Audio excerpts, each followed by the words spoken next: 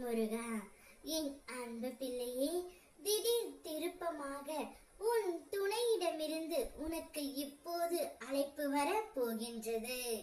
அதனால் மகிழ்ச்சி மலையில் நீ நனைய போகின்றாய் தங்கமே. நீ இப்பொழுது எல்லாம் அழுது கொண்டே இருக்கின்றாய். உன்னவரை பிரிந்து உன்னால் இருக்க முடியவில்லை. உன்னுடைய வலிகளும் வேதனைகளும் எனக்கு நன்றாக புரிகின்றது தங்கமே. ஏதோ ஒரு காரணத்தினால் நீங்கள் இப்போது தற்காலிகமாகத்தான் பிரிந்து உள்ளீர்கள். உன்னுடைய வலிகள் அனைத்தும் குறைய போகின்றது. உன் வேதனைகள் அனைத்தும் மறைய போகின்றது.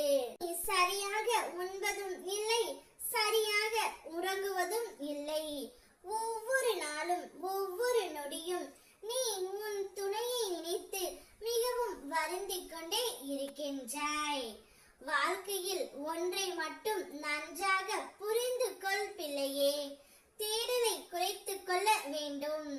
அப்போதுதான் நிம்மதியாக இருக்க முடியும்.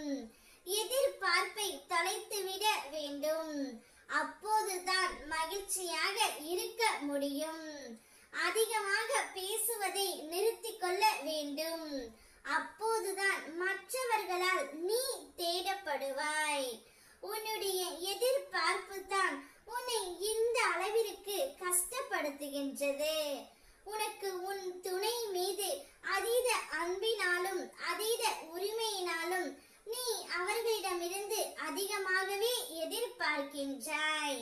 ஆனால் அதை பூர்த்தி செய்ய முடியாத சூழ்நிலையால் உங்களுக்குள் சண்டை, மன வருத்தம் ஏற்படுகின்றது.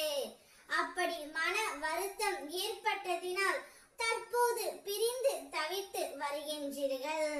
கவலை கொள்ளாதே. உன்னுடைய கஷ்ட காலம் அனைத்து முடிய போகின்றது. வாழ்க்கையிலும் சரி, வார்த்தையிலும் சரி, பொறுமை மிகவும் அவசியம். பொறுமையாக இருந்தால் மட்டுமே உனக்கு பிடித்த உறவுடன் நீண்ட காலம் சந்தோஷமாகவும் மகிழ்ச்சியாகவும் உன்னால் வாழ முடியும். நீ உன் துணையை பிரிந்து கஷ்டப்படுவதை மற்றவர்களிடம் சொல்லிக்கொண்டே இருக்கின்றாய். உனது கஷ்டம் நஷ்டம் என்பது அடுத்தவர்களுக்கு கதைத்தான். அதனுடைய வலியும் வேதனையும் உன்னால் மட்டுமே உணர முடியும். இப்பொழுது நீ பிரிந்து இருப்பதை நினைத்து வருத்தப்படாதே. திடீர் திருப்பமாக எதிர்பாராத விதமாக உன் மனம் விரும்பிய உன் துணையிடமிருந்து அழைப்பு வரும். அப்பொழுது உன் மனதில் உள்ளதை நீ வெளிப்படையாக பேசு. நீ மனம் விட்டு பேசினாலே போதும். வாழ்க்கையில் எந்தவித பிரச்சனைகள் இல்லாமல் வாழ்க்கை மிகவும் சுமூகமாக இருக்கும். உன்னவரிடமிருந்து அழைப்பும் நற்செய்தியும் வரும். அதை நீ சற்றும் எதிர்பார்க்காத நேரத்தில் உன்னை வந்து சேரும். அப்பொழுது நீ ஆனந்த மலையில் துள்ளி குதிக்க போகின்றாய். ஓம் முருகா.